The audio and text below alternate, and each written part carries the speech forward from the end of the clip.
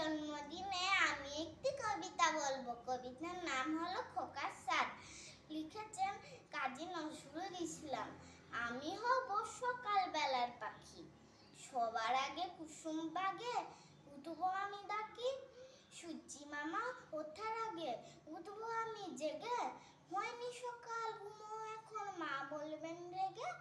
বলবো আমি আলসেমে ঘুমিয়ে থাকি তুমি থাকা।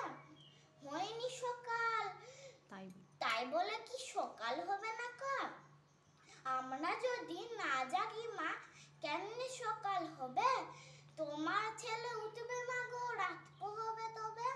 উষা দিদি জাগার আগে উঠবো পাহাড় চূড়ে। দেখবো নিচে ঘুমায় শহর শীতের কাঁথা মুড়ে। ঘুমায় সাগর বায়ু চলে নদীর মোহনায়। বলবো আমি ভোর হলো যে সাগর ছুটে আয়। ঝর্ণা মাসি বলবে হাসি খোকন এলি নাকি? বলবো আমি নয় গো খোকন ঘুম জাগানোর পাখি। নমস্কার।